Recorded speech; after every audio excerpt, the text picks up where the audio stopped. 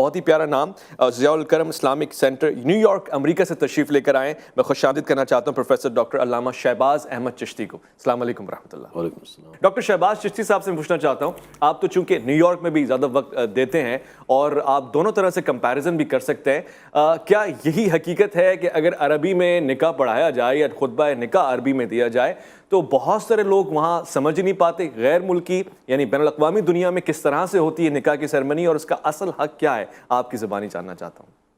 بہت شکریہ اویس روانی صاحب. سب سے پہلے آپ کا شکر گزار ہوں، آپ نے اس پروگرام میں مجھے انوائٹ کیا اور بہت خوبصورت موضوع آپ نے رکھا، اور آپ جیسی نوجوان شخصیت ماشاءاللہ ان موضوعات کے اوپر جب لوگوں کو لے کر آئے گی تو اس کا اچھا امپیکٹ سوسائٹی کے اوپر ہوگا. جہاں تک تعلق ہے نکاح، یہ ایک اسلامی معاشرے اور سماج کی بنیاد ہے نکاح، اور اس میں جو ہے وہ یہ صرف جنسی جذبات کی تسکین ہی نہیں ہے بلکہ یہ احساس بندگی بھی پیدا کرتا ہے، شعور زندگی بھی دیتا ہے. اور یہ صرف اس معاشرے میں نہیں بلکہ رسالت مآب صلی اللہ تعالیٰ علیہ وآلہ وسلم سے قبل اللہ پاک نے قرآن مجید میں ارشاد فرمایا وَلَقَدْ أَرْسَلْنَا نُوحًا وَلَقَدْ أَرْسَلْنَا رُسُلًا مِّن قَبْلِكَ وَجَعَلْنَا لَهُمْ أَزْوَاجًا وَذُرِّيَّةً. ہم نے آپ سے پہلے جو رسول بھیجے ہیں ان کی بھی بیویاں تھیں، ان کی اولاد تھی.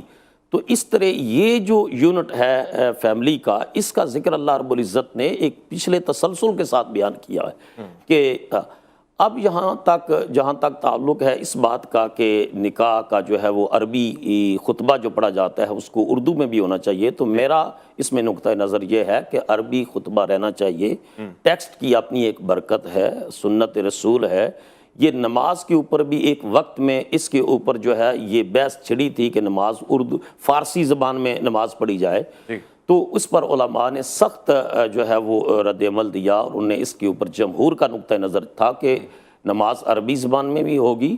اسی طرح اب جو پیر صاحب قبلہ بات ارشاد فرما رہے ہیں اس کا سلوشن ہے، اور میں پرسنلی اویس صاحب نیو یارک کے اندر نکاح کنڈکٹ کرتا ہوں، اور اس کو عربی خطبہ پڑھنے کے ساتھ ساتھ میں اس کو انگلش اور اردو میں الیبوریٹ کر دیتا ہوں کہ اس میں میسج کیا دیا جا رہا ہے. اب یہ ہے کہ اگر آپ صرف اردو میں پڑھیں گے تو اس کی جو روح ہے وہ روح ختم ہو جائے گی، اور وہ روح صرف زبان رسالت مآب صلی اللہ علیہ وسلم سے نکلے ہوئے کلمات کے اندر ہی ہے. اس کی جو خصوصیت ہے، جو برکت ہے، اس کے اندر جو سکون ہے، جو راحت ہے. اب آپ تفہیم چاہتے ہیں تو تفہیم آپ اردو میں کر سکتے ہیں.